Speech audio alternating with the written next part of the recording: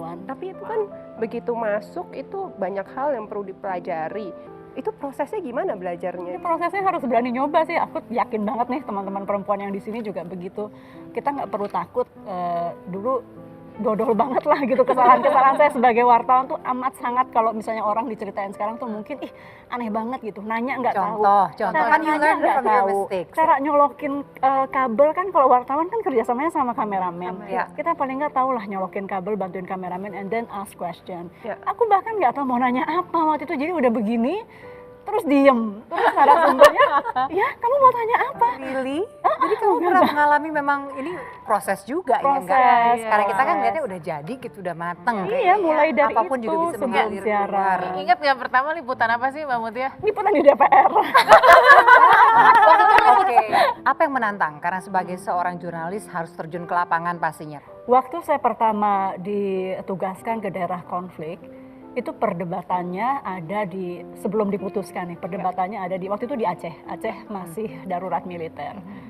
Perempuan bisa apa enggak? Orang tua gimana enggak? Aduh kok kamu ke Aceh, kenapa enggak ke Dufan aja? Waduh.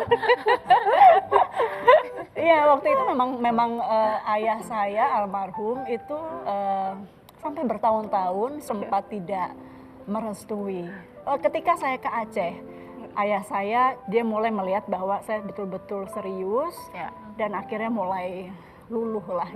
Tadi malam begitu aku ketik nama Mutia Hafidz, itu yang keluar penyanderaan di Irak. Ya Kak, aku pengen tahu dari Kak Mutia sendiri gimana Kak kronologi kejadiannya bisa disandra seperti itu. Aku nggak mau bilang nggak happy sih, karena pengalaman itu banyak mengajarkan saya life lessons gitu ya. Makanya aku bilang tadi, kenapa?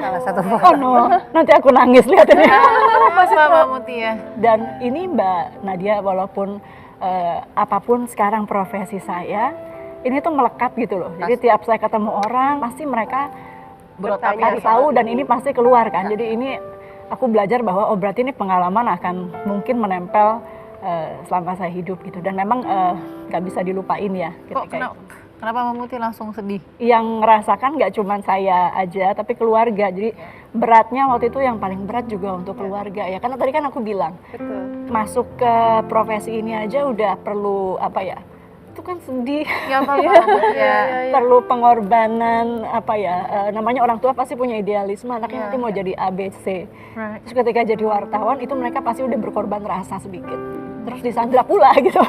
Jadi ibu saya waktu itu berat sekali memang menerimanya, dan hebatnya ketika saya pulang masih boleh loh jadi wartawan meskipun dia waktu itu berat banget gitu, karena dia tahu justru ketika pulang mungkin dia makin sadar lagi bahwa ya anak ini sampai ke Irak aja dia mau, dia nggak kelihatannya ikhlas gitu, karena ya seperti apa sih dari sisi yang berbeda melihat apa yang terjadi di Irak gitu. Jadi memang semangat sekali waktu itu.